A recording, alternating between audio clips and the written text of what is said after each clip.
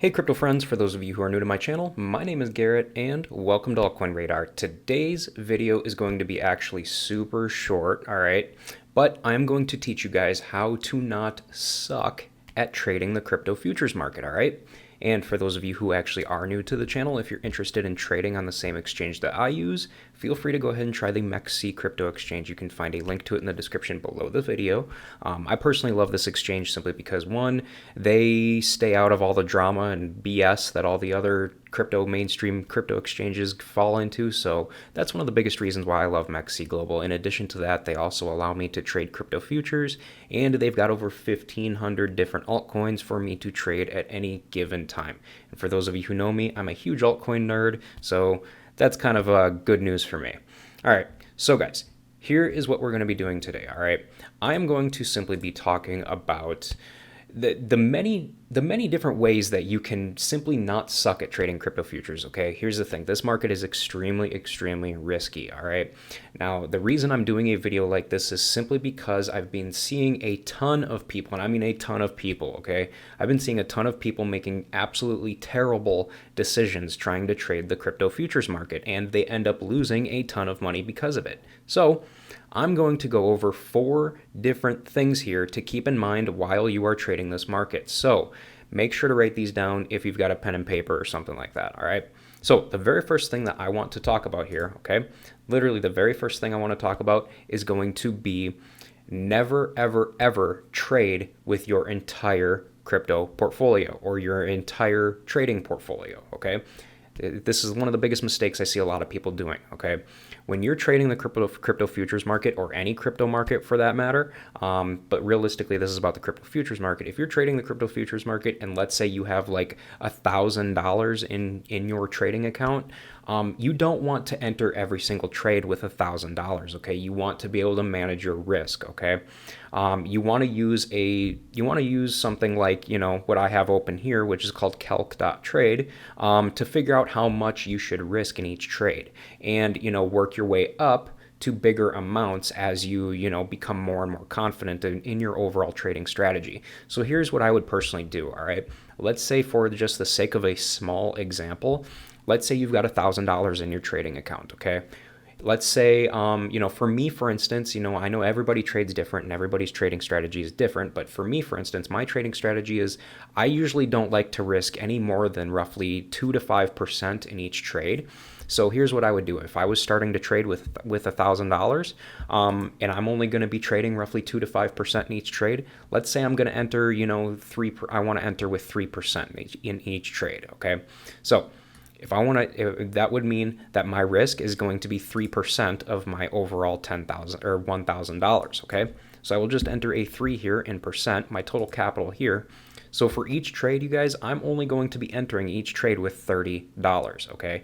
This is how you manage your risk. This is how you cover your ass so that you don't end up losing a ton of money if the market doesn't move in the direction that you need it to move, okay? So if you're betting on the price to go up and it ends up going down instead of losing out on your position and potentially, losing your entire trading account because you made the wrong decision, you're going to end up having, extra money, because you only risked 2 or 3% of your overall capital on that specific trade. Okay, so therefore you've got $970 left to trade with overall.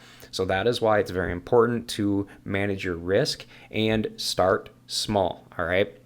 So the next thing I'm going to talk about here is number 2, which is to go slow and steady when you are doing your charting and looking for a new chart or looking for a new trade setup to get into.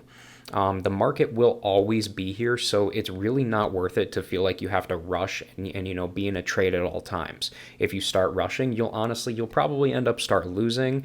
You'll end up losing focus, and that'll ultimately lead you to making bad decisions. Okay, it's literally all in the mindset here. All right, now my channel is mostly about crypto education and trading education and stuff like that. As you guys know, for those of you who know me, I don't get into crypto news. I don't like to waste my time on drama like that. So That is why I keep my channel focused around education and stuff like that, so that you guys can learn how to actually control your mind to be able to have a, successful mindset, to be able to be successful in a market like this, okay?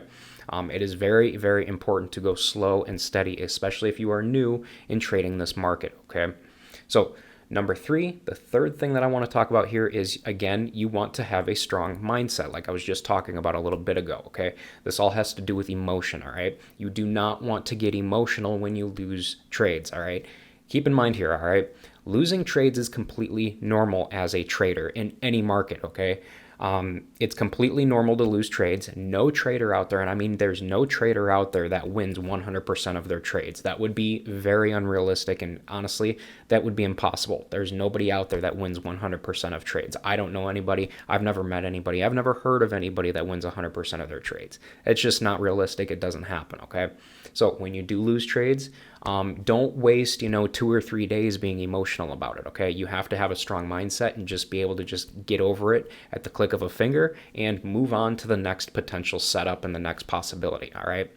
Now, the last thing I want to talk about here, which is number 4, is the absolutely most important aspect I have here to not suck at trading crypto futures, okay?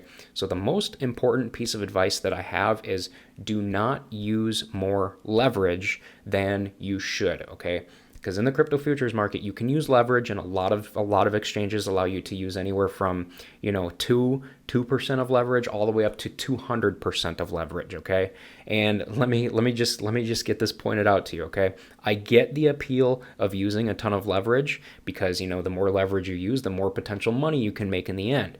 So trust me, I understand, I get it. All right, but the more leverage you use, the more risk that you are overall taking on. And the more likely it is that your position will end up becoming liquidated, if your trade isn't moving in the right direction, okay? So it's very, very, very, very important, you guys. It's very important to make sure that you are using, a proper amount of leverage, okay? If you are using leverage. Now, me personally, here's what I usually do, all right? On any given amount of my trades, I literally never go over roughly anywhere between, I usually stay within 3 to 10% of leverage, okay? But if I'm feeling extra confident, and when I mean extra confident, you guys, I mean if I'm feeling extremely, extremely confident in a trade and my overall trading setup, I will go all the way up to 20%. I will never, ever, ever go higher than that, okay? But literally 95% of the time, I'm usually right around between 3 to 10%, okay?